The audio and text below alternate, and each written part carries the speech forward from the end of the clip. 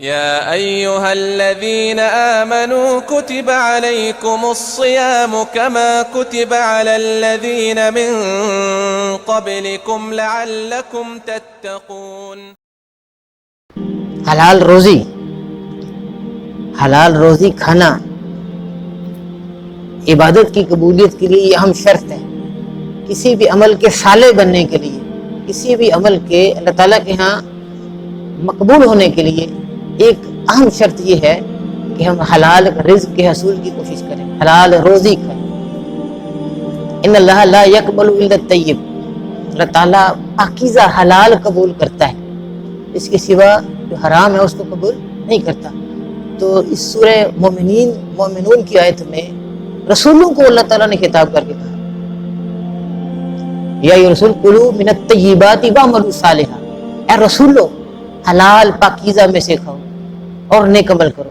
پھر اسی طرح سے اہل ایمان کو حکم دیا یا ایھا الذین آمنوا کلوا من طیبات ما رزقناکم، اے ایمان والو پاکیزہ جو حلال ہم نے تمہیں عطا کی ہے اس میں سے کھاؤ. تو حلال روزی کے حصول کی کوشش کرنا، تگ و دو کرنا، یہ آج کے زمانے میں اہل ایمان کی بہت بڑی آزمائش ہے. حلال روزی کا ایک بہت بڑا فائدہ یہ ہے کہ اللہ اور اس کے رسول کی اطاعت کا داعیہ پیدا ہوتا ہے، جذبہ بیدار ہوتا ہے، توفیق ملتی ہے نیک اعمال کرنے کی. نیک عمل کرنا، نیکی کرنی آسان ہو جاتی ہے حلال کھانے والے کے لیے. حلال روزی کھانے سے نیکی کی توفیق ملتی ہے اور نیک عمل کرنا آسان ہو جاتا ہے. حدیث میں آتا ہے ایک شخص جو لمبا سفر کرتا ہے، اغبرا یہ الفاظ آتے ہیں، اشعث اغبرا یمد یدیہ الی السماء یا رب یا رب.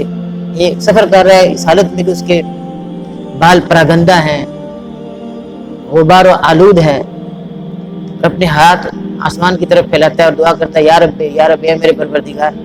مطعمہ حرام مشربہ حرام ملبسہ حرام، اس کا کھانا حرام کے مال سے، پینا حرام، اس کا لباس حرام مال سے حاصل کیا ہوا. غذی بالحرام، حرام ہی مال کے ذریعے اس کی پرورش کی ہوئی، جو اس نے غذا حاصل کی وہ حرام مال کے ذریعے. فانا یستجاب لذلک، اس کی دعا کیوں کر قبول کی جائے گی؟ کیسے اللہ تعالیٰ دعا قبول کرے گا؟ تو حلال روزی کا جو حصول ہے، یاد رکھیں یہ بہت اہم اور بنیادی شرط ہے کسی بھی عمل کے صالح بننے کی، عبادت کی مقبولیت کی. نیک عمل اللہ کے ہاں کب قبول ہوگا اس کی یہ بہت بہت اہم شرط ہے. اسی طرح سے بعض گناہ ہیں کہ جن کا ترک کرنا ضروری ہے. بعض کبیرہ گناہ اس طرح کے ہیں کہ جن سے بھی عمل قبول نہیں ہوتا. مثال کے طور پہ شراب پینے والا آدمی جو ہے 40 دن اس کی نماز قبول نہیں ہوتی، جو شراب پیتا ہے اور چھوڑتا نہیں ہے. اسی طرح سے وہ شخص جو قطع رحمی کرتا ہے، لا یقبل عمل قاطع رحم، صلہ رحمی ہوتی ہے رشتہ داروں کے ساتھ اچھا سلوک کرنا، اس کے برعکس ہے قطع رحمی، رشتہ داروں سے تعلق توڑنا، اس کا عمل بھی اللہ تعالیٰ قبول نہیں کرتا. یہ کچھ گناہ اس طرح کے ہیں کہ جن سے عمل قبول نہیں ہوتا، ان سے بچنا ضروری ہے. اسی طرح سے بعض علماء ہمارے اللہ تعالیٰ کی محبت کو بھی شرط قرار دیتے ہیں کہ عمل کے صالح بننے کی اور مقبولیت کی یہ شرط ہے کہ اللہ تعالیٰ کی محبت ہو.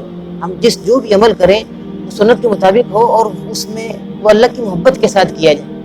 اب ایک شخص مسجد میں آتا ہے اور اس کو آنا پڑے گا کیونکہ اس کو وہ آ رہا ہے، مجبوراً آ رہا ہے. کئی سال سے ہم نماز اس طرح سے پڑھ رہے ہیں، نماز پڑھ بھی رہے ہیں، اور لیکن نماز بڑی دشوار معلوم ہوتی ہے کیونکہ فرض ہے تو مسجد میں آنا پڑے گا، آنا پڑتا ہے ہم کو. ایک بندہ اس طرح سے مسجد میں آ رہا ہے اور ایک شخص ہے کہ جو مسجد میں نماز کے انتظار میں رہتا ہے، پھر نماز کب اذان ہو تو میں مسجد میں جاؤں. پھر نماز بڑے ذوق سے پڑھتا ہے، توجہ سے، اطمینان سے پڑھتا ہے. تو دونوں کے عمل میں فرق ہے. ایک شخص نماز پڑھ رہا ہے لیکن وہ چاروں ناچار پڑھ رہا ہے، مجبوراً پڑھ رہا ہے، پڑھنی پڑ رہی ہے، اس کو پتہ ہے فرض ہے، آ کر پڑھ رہا ہے. اور دوسرا شخص ہے جو بڑی محبت سے آتا ہے، جذبے سے آتا ہے، نماز اطمینان سے پڑھتا ہے. تو دونوں کے عمل میں فرق ہے، دونوں کے اجر میں زمین آسمان کا فرق اس سے ہو جائے گا. ایک وہ شخص جسے اللہ تعالیٰ نے اپنی محبت عطا کر دی ہے، یہ بہت بڑی نعمت ہے، اللہ کی نعمتوں میں سے بہت بڑی نعمت ہے کہ جس کو اللہ تعالیٰ اپنی محبت عطا کر دے، عبادت میں سے تکلف ختم ہو جاتا ہے، عبادت کی جو مشقت ہے نا وہ ختم ہو جاتی ہے، مجاہدہ جاتا رہتا ہے۔ تو دوسرا شخص ہے جو مسجد میں آ رہا ہے، نماز پڑھ رہا ہے، تو وہ نماز اس کو بھاری معلوم ہوتی ہے، تو اس کی نماز اور دوسرے شخص کی نماز جو ذوق شوق سے پڑھتا ہے وہ لمبی بھی نماز پڑھ لے گا، طویل بھی نماز کو کر لے گا، اس کا نماز میں جی لگتا ہے۔ تو ہمیں چاہیے ہم جو عبادت کرتے ہیں، جو بھی ہمارے نیک عمل ہیں، ان میں یہ شرائط پائی جائیں، ان کا سیکھنا سمجھنا بڑا ضروری ہے۔ اللہ تعالیٰ ہمیں توفیق دے کہ حلال روزی کھائیں۔ آج کے زمانے میں بہت بڑی آزمائش ہے دیندار لوگوں کے لیے حلال کمانا۔ اللہ تعالیٰ ہمیں توفیق دے کہ حلال روزی کھائیں۔ وآخر دعوانا الحمدللہ۔